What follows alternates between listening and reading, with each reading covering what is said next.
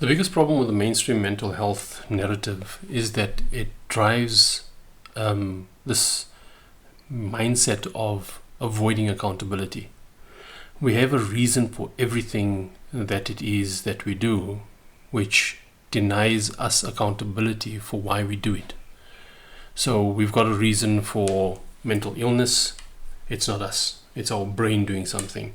Now we've got a problem with our nervous system. Our nervous system is what's storing our emotions. Then we've got a problem with genetics. Oh no, this is the trauma from 15 generations ago that have been wired into my DNA and all of that nonsense. It's nonsense. I think it's extremely opportunistic for us to keep blaming something or the other, while at the same time exercising our will to decide what we want to do about it. The fact that we can choose to blame something means that we have free will. It means we have agency. But we're so focused on what we want to blame that we don't realize that we're exercising that agency, that accountability, our ability to take responsibility for our actions and everything else. We're exercising that in our efforts to blame something or someone other than ourselves for the state in which we find ourselves. It's ludicrous. And it's destroying lives. It's destroying lives while all these do-gooders want to go out and make it seem as if it's not your fault. You can't be blamed for it. It's toxic this and abusive that and trauma that and childhood this and parents that and other generations this. Something is always to blame for why it is that we do what we do. And that's why we have no reason to take accountability for the impact we have on those around us, on the efforts and the projects and the initiatives that we're trying to breathe life into. Everything is about, oh my God, I need support and I need this and I need that. What we need is a wake-up call. What we need is a shake up of what it is that we believe to be true about how it is that we operate as humans. Our emotional space is so simple, but we've overcomplicated it to the point of believing that everything that happens is because of something out of our control. And that's why my effort to contend with these things that are contributing factors, you must celebrate that. Celebrate and honor and recognize and reward me for my efforts in trying to just like be here, knowing I've got all of these things. Then we've got neurodivergent this and ADHD that. People are probably tired of hearing about it, but we have to keep talking about it until we change this lunacy of what we call mainstream mental health. I hear of stories of people being in therapy for literally 17 years for the same issue. And 17 years later, they're still convinced that they need therapy, not that they're actually not getting the answers they need. That's how crazy we've become. We trust people blindly because they claim to have certain credentials. And we assume that having a credential gives you the ability to be able to apply critically the knowledge that you've acquired.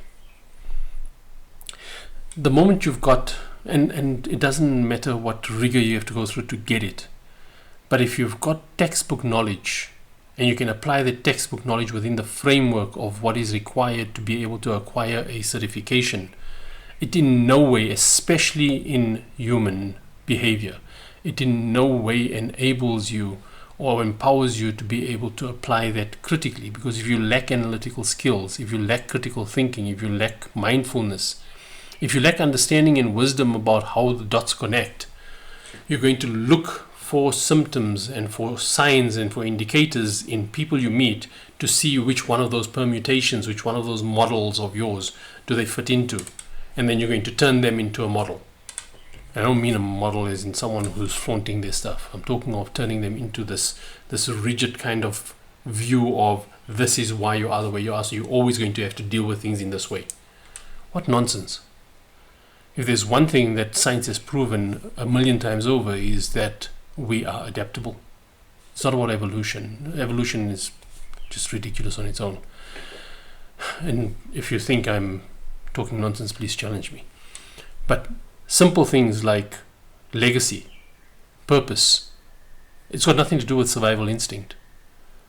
To survive, all I need to do is procreate, and I need to be able to nourish myself. That's it. So beyond that, there is no need for evolution.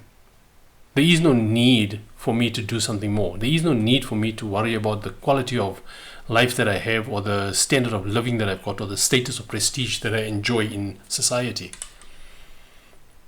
But we buy into these things blindly because what does it do? Again, it allows me to abdicate accountability. And that's the major allergy for the 21st century, is accountability. People don't want to accept accountability for their contribution towards things that are affecting them. And instead what they want to do is show how it is that they can be so kind and generous and gentle in spirit to alleviate the suffering of the situation they find themselves observing, without ever contemplating what is their contribution towards that suffering in the first place. We see bad behavior and we judge the person behaving badly, but when we're behaving badly, then we demand sympathy and understanding. Then we've got a neurosis this, and we've got a mental illness that, and we've got some childhood trauma there. Everyone's got a story. Every single one of us, even those of us born into the perfect home with the perfect family and without ever having to struggle, that in itself becomes our struggle. Having no struggle becomes a struggle. Having convenience without any challenges makes us feel wanting and left unfulfilled and incomplete. Because the very thing that drives us is the need to be of positive consequence.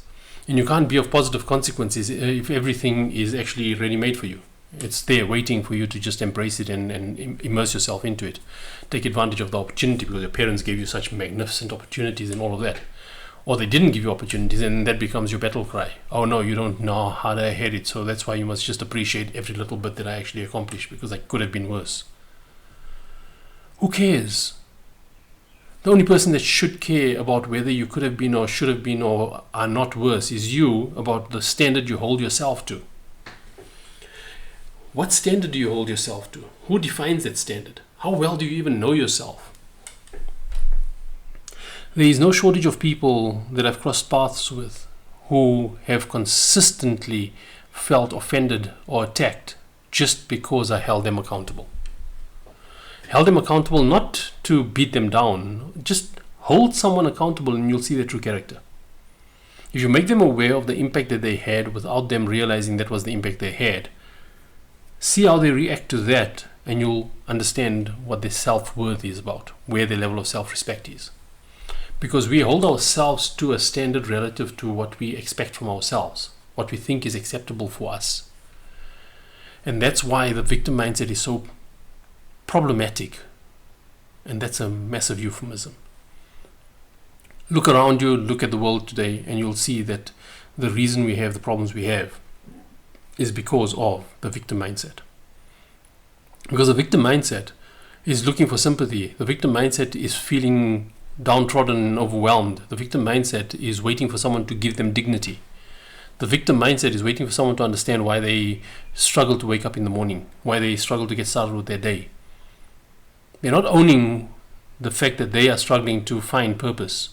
They're not owning the fact that they have nothing that they're looking forward to, or that they don't want to apply themselves in a way because they're afraid of failing at something, because they're so consumed by what other people will have to say about them or what other people will think about them. We don't accept that accountability when we're in a victim headspace, because it feels so daunting.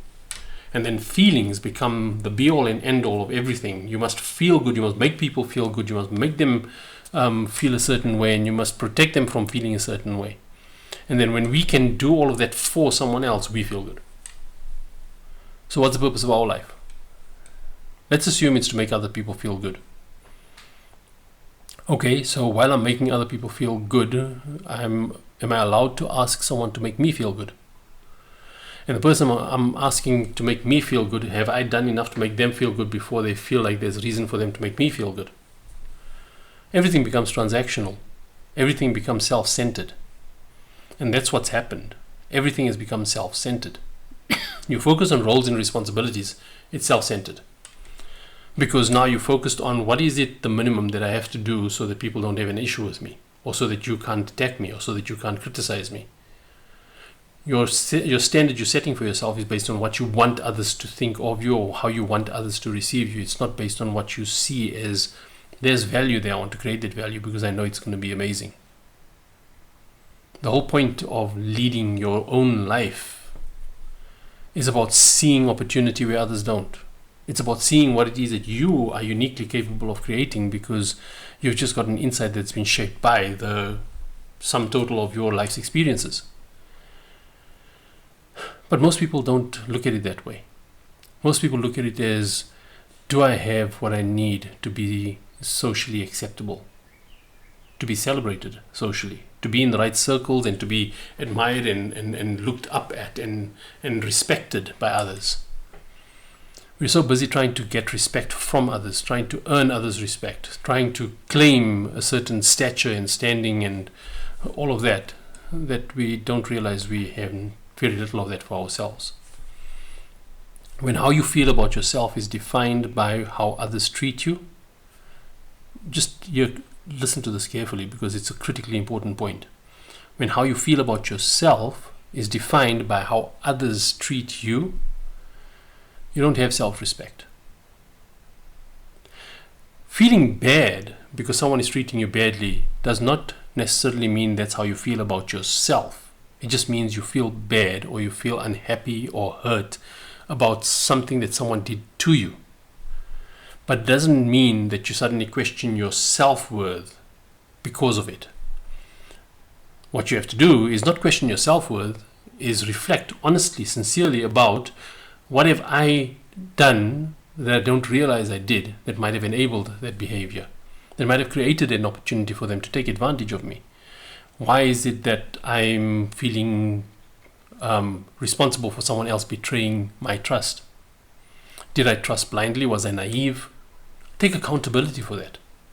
Don't judge yourself for it, because judgment is only the starting point. I've always said this. You start off with a judgment, yes or no, good or bad. And then once you've made that judgment, you decide what you want to do about it. Most people stop at the judgment, and then they go and they look for building up a case about why it is that their judgment is correct. So if I judge myself to be weak, then I go build up a case to make myself look strong or understandably weak. Because I'm so fixated about how I want others to think of me rather than what I think of myself. If I think I'm weak, I need to do something about that. Why am I weak? What makes me weak? Am I really weak? What standard am I comparing myself to that says that I am weak? And if you can't answer simple questions like that, then you're completely out of touch with who you are. And that's the sad part, is that people who are out of touch with who they are, they cause the most harm.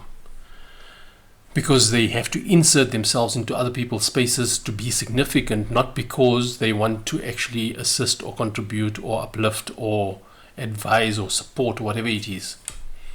It's that they need to be able to do that for someone else, otherwise they just don't feel good. Self-pity is the most destructive attribute you can ever harbor within you.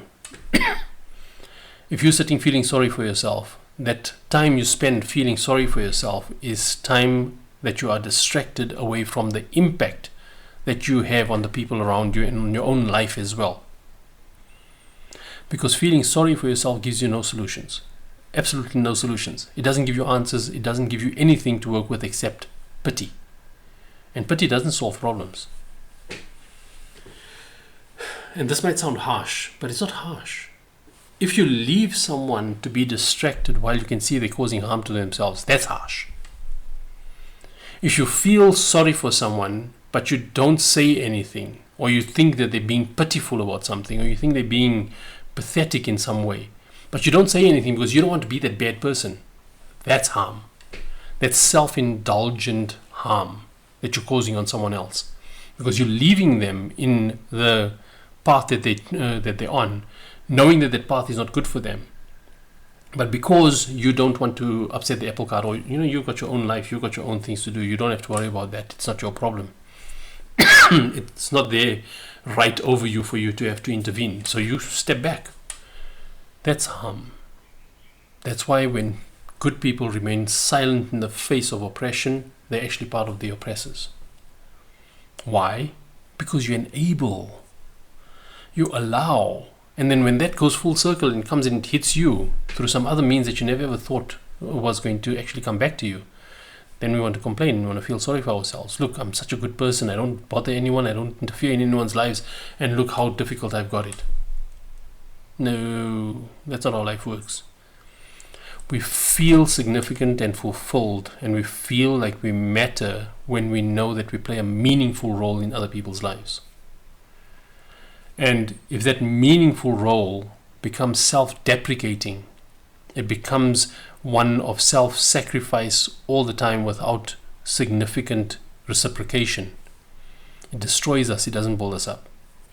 So the more you make yourself available to roles like that, to relationships like that, the more you're reflecting your lack of self-worth. The more you don't push back on relationships that are unhealthy in that way, that are imbalanced in that way. The more you're enabling that relationship while you're sitting and complaining about the relationship.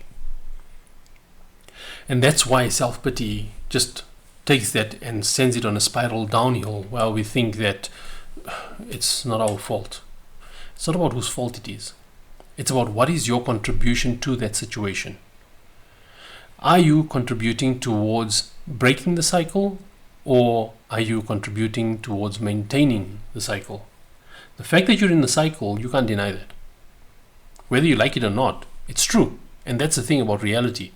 No matter how many excuses we make for why it is that our reality is what it is, it doesn't change that reality. The only thing that changes reality is action. Not thoughts and awareness and lovely social media campaigns. That doesn't change your reality. How many people go and they immerse themselves in reading books, self-help books, left, right, and center, and studying history and studying psychology and studying all of these amazing topics that are so fascinatingly interesting, but they implement none of it. But they accumulated all this knowledge. It's like, wow, look at this. But yet they still find themselves debilitated by life. What's the point? What is the point of accumulating knowledge and information if you don't put it into practice? If you can't apply it practically in some way to actually benefit yourself and others? And I'm not talking of benefiting yourself as in self-enrichment, because that's another thing. That's what most people go and study for. They study to see how it is that they can enrich themselves so they can accumulate more wealth, raise their standard of living, become more materialistic, put up with the fashion trends that are going around, or buying that nice car. Those should be the kind of frills that you enjoy after you've accomplished something of substance, not because it was the objective of your efforts. It seems like lunacy when you look at social media these days and you see the kind of arguments that people present about why it is that life is difficult. Occasionally you come across a refreshing voice somewhere that says, hold on, everything's not a mental illness and everything is not someone else's fault. But that's so rare that you wonder, which direction are we heading in? Are we heading in the direction of implosion of the human spirit? Because that's what it feels like, that's what it seems like. Or are we heading in the direction of awakening? And a lot of people want to argue that no, it's an awakening because now we're starting to see humanity in a different way. In the most enabled time in human history, we could argue, and when I say enabled, I mean that our ability to have access to opportunity and information to do something with it, it's unprecedented. We've never had this level of access in the history of humankind that we know of. Yet we have the worst atrocities being done in real time, streamed in real time, and ignored in real time. And our focus is on raising awareness. How much awareness do we have to raise before we start saying, okay, well, now it's time for action? And I'm not just talking about global conflict and politics and things like that. I'm talking about your personal life.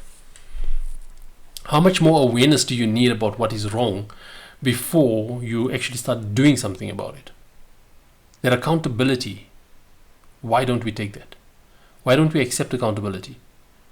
Why is it such a threat to feel as if we are part of something that was not good, that we contributed to something that was bad, whether it was something that happened to us or something that we did to someone else? Why don't we look at our contribution to that and own that so that we can move beyond it and realize how it is that we did contribute towards that situation so that we don't make the same mistake again. But we keep making the same mistake not because we're trying to get it right, but because we're avoiding recognizing what we're doing wrong. There's a problem with it. It's a waste of life. And that's what the absence of accountability does. It wastes away life, and years and years and years go by. And then we realize, okay, I didn't realize I was that emotionally unavailable maybe. Or I didn't realize I was that oblivious to someone else's struggle. Or how it is that I didn't realize what impact I had. And here's the thing. Sometimes people then have that realization and they think, okay, cool. I didn't know that. So, wow, I'm sorry. Sorry is the first part. The second part is usually where they start changing their behavior, right? Good stuff. Positive. So I acknowledge, I apologize, I change my behavior, and I move on because now I'm trying to create a better life for myself. And someone from the past that I massively impacted or negatively impacted with my behavior before that moment of realization, oh no, you're dragging me down. Just, this is the path I'm on now. So you either join me in my path that I'm on, or you're part of the problem. No, that's not accountability. Accountability is when you realize that, okay, you had massive impact on someone else. And because of that impact you had, it shifted them in a way that caused them to become self-destructive or distracted or defeated, whatever it is. But that impact you had, it's not about you taking accountability for how they choose to respond to it, but it's about recognizing that you were a contributing factor to it. So what do? Do you then embrace the accountability for the consequences of what you caused and try to be available to support or uplift or even explain meaningfully how it is that it wasn't meant that way, you were oblivious or you didn't realize the impact you had or something? Because that's the thing, right? How many of us are waiting for someone to acknowledge what they've done to us before we allow ourselves to let it go? We don't need them to come and undo everything that they've done. We just want them to acknowledge that they had that impact. That's what most people need. And that's a double-edged sword, right? On the one hand, you can see the person who is needing that, and they keep themselves stuck in that rut, waiting for that to happen or waiting for Judgment Day, because that's when they're going to get their own back, and that's when it's going to be fair and all of that. And when you're in that space, that's the self-pity part. When you're in that space waiting for justice to prevail, you are denying a whole lot of people around you access to you and the benefit of you because you are distracted by what it is that you got so bad. And then if you become dutiful in the process, that's it, you're dutiful. But you don't realize the impact you have emotionally because of your demeanor and the way you show up. So you focus on what you're doing, and if what you're doing is not questionable or it's not incorrect in any way, then you use that as your protection to say, you can't find fault with me because I'm doing what I'm supposed to do. But the fact that you're supposed to be pleasant and approachable and available and engaging and just, personally present when you're doing your duties for others, doesn't it count for something? We've lost sight of ourselves. That's why we're so busy looking for answers to life out there somewhere. That's not where the answers lie. The answers to life don't lie out there somewhere. It doesn't lie in the latest psychobabble theories about what drives our emotions. Humans have existed with emotions since the earliest days, thousands and thousands and thousands of years. But here suddenly we're cocky enough to believe that in the 21st century we suddenly figure out that there's a whole lot of other things going on for driving our emotions and not just self-regulation, not confidence and accountability and integrity and all of those good old-fashioned values.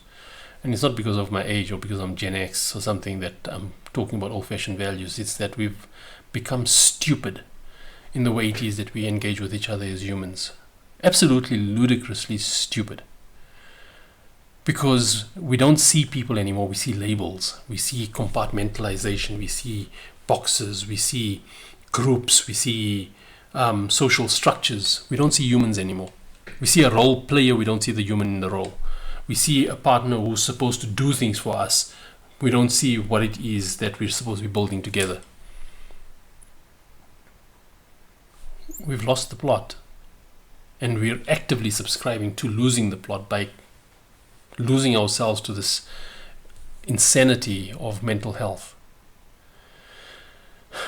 Mental health as a term should never have been coined. It's all about emotional well-being. How well do we feel? And what do we do about how we feel? How do we own how we feel? How do we feel responsible for our perspective that informs our emotions, that gets us to feel that way? When you start approaching it from that perspective, you have more answers than you have questions, because then you can see why two people can have the exact same experience and walk away with very different impact. It's not because the one is wired differently from the other and the one's nervous system is more regulated than the other. It's all bull. It's because of what they take from it. That's why you can have two people growing up in exactly the same household, even if they're twins, so you don't have to worry about whether they saw their parents at different phases of their life. So even twins growing up in the same home, under the same parents, being treated exactly equally, what they take from it, what they expect from it, how they measure their worth compared to their siblings' worth, to their parents, all of that will shape their characters. And each one will be born with a specific disposition, no problem with that. And that's what you see as differences in character traits in children before they get to the point of self-awareness. But everything from the point of self-awareness onwards is a choice. And if the grown-ups around them, and I laugh when I use the word grown-ups because there's so few people who are actually grown-ups these days, but if they recognize that their duty is to help those children understand, not mold them, help them to understand so that they can connect with things in their own unique way while still observing a general goodness about how they treat other people, we'll get a very different outcome. Instead of shoving kids into school from 3 years old or something ridiculous and pushing them through an academic system that we know is not equipping them for life, and then beating them down because they can't get a decent job or because they couldn't get into university, and then beating them down when they study something and finish their degree and can't get another job anyway. And then suddenly we want to think, well, okay, what else can we do besides find a job? Make it make sense. Not just to me, make it make sense to yourself. Are you just going to blindly walk through the system that is defined around you? Or are you going to own your life? Are you going to claim your agency and decide that I need to know more to do more, not just so that I can accumulate information? What is it that you're trying to achieve in your life besides survive and be admired by other people, by strangers for the most part? To be seen a certain way. There's no shortage of opportunities to become aware, socially aware of what are the struggles of humanity right now. Yet people still live in their bubbles. Yet we still have tyrants that can get away with absolute... I can't even think of the polite words to describe it anymore. But we can get away with all of these things right now because people have that level of apathy. You see someone posting about a tragedy and you see someone else using it as an opportunity to make a smart remark or witty remark. Because we're that desperate to be seen as the cool one, the cool kid, the cool, the witty one, the one that's got a disastrous sense of humor and all of those sorts of things. This is a rant more than it is a podcast. I don't know. It's my podcast, so I guess I can rant the way I want to, but I hope there's some value in it. Something that gets us to stop and listen and think, okay, what am I doing about my life rather than what am I waiting for from others before I do something with my life? There's too many people waiting and feeling sorry for themselves and lamenting how difficult life is. Life is difficult. It's never intended to be easy. But it's in the difficulties that we actually find something worth living for. Like I said, Opportunity wouldn't exist if there wasn't a problem to solve. But yet no one wants to solve problems. They all just want opportunities. Seriously? We need to do better than this. We're failing ourselves and we're failing the people around us. And until we realize how it is that we contribute towards the things that are not good, both in our life and in the lives of the people around us, until we're willing to accept that we are accountable in some way, we're going to keep waiting for someone else to do the right thing before we're going to accept accountability for it. So remember, acknowledgement followed by an apology, followed by you changing your life, that's not the answer. You can't just change your life because now you want to live better and leave the trail of destruction behind you. If you have any self-respect, if you have any integrity, if you have any code of life that you're living by about what honesty and sincerity and all of that looks like, then you won't just try to do better for yourself in future.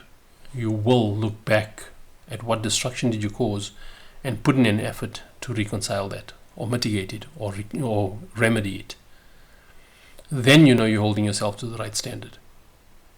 But if you're going to keep just ignoring and walking away and thinking it's not my problem, I didn't know any better, I was young back then, I was stupid or whatever it is, and that's why things happen, that's not sincerity and that's not conviction and that's not integrity and any of those things. That's selfishness. And if we are going to behave selfishly, we lose the right to complain when others behave selfishly towards us. Similarly, if we abdicate accountability, if we give up our accountability for the impact we have on others, we don't get to complain when others have impact on us and they choose not to see it as their accountability. What goes around comes around.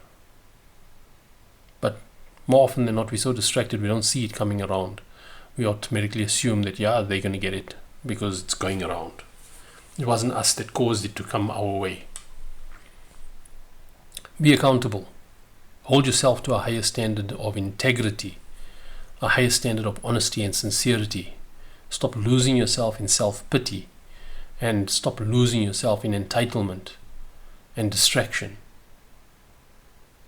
And I promise you, you'll experience life in a whole new way. Take care.